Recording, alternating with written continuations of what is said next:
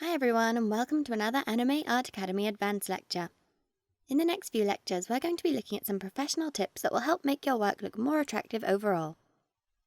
We'll be using the same techniques we've learnt over the past lessons, and then adding some extra special touches that will take your work up to the next level. In today's lesson, we're going to be looking at some professional tips for drawing hair. Let's get started with the lesson, Professional Tips for Drawing Hair. When it comes to anime hair, there are countless styles available for us to draw. Let's take a look at a few examples and see how we can make these styles look more professional. Let's take a look at this pigtail hairstyle. This character has her hair parted in the middle and has her hair tied up relatively high on her head. Let's take a look at this character from an angle and from the side, and then we can see how to put this style together. The red lines show her hairline and the blue arrows show the direction in which her hair is flowing. When drawing different hairstyles, the most important thing is to be aware of how the hair flows. Now we'll take a look at this short hairstyle. Same as before, we've drawn in the hairline in red and the flow of the hair in blue. Short hair seems more simple, but it's important to be extra aware of the flow to keep it looking natural. Now let's take a look at a long, loose hairstyle. Again, we've drawn in the hairline in red and the flow of the hair in blue. We have two different hairlines to deal with here. The main one on her crown and another for her fringe. When drawing long hair, we need to be extra careful of the areas where the hair is touching the character's face and body, because that will change the flow of the hair as well. Let's take a look at this super deformed character next. Even for simplified hairstyles, the important points are the same.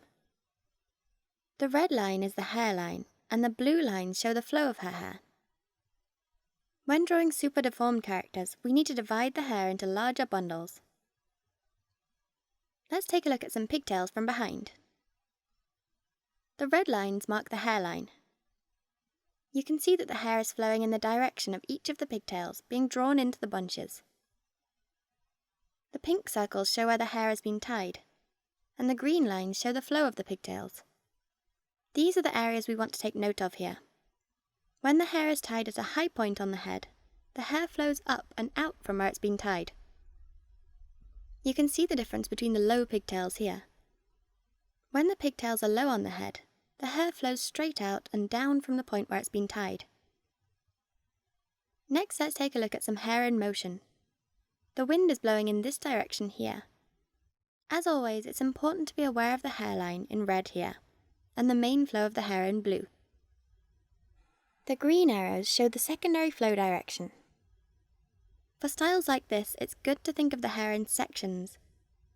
This main blue section, which is all flowing in one direction, and the minor sections here in green, which are swirling around separately from the main blue section. Finally, let's take another look at this super deformed character. For super deformed characters, we often don't add many definition lines to the hair. How can we add some extra definition and quality to the hair here? Let's try adding some shading.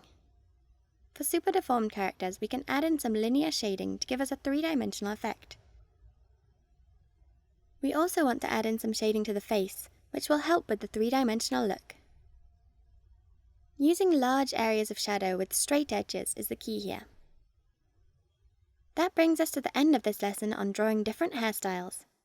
We've taken a look at different styles of hair and seen how we can get the flow right for each style.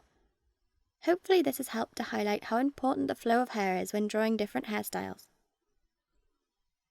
This is the most basic thing to consider when drawing hair, but also the most important, so always think about how the hair would be flowing in real life when drawing each style. Keep practicing and soon you'll be able to use this technique to draw all different styles of hair. Hope you've enjoyed the lesson and picked up some helpful tips. See you next lesson.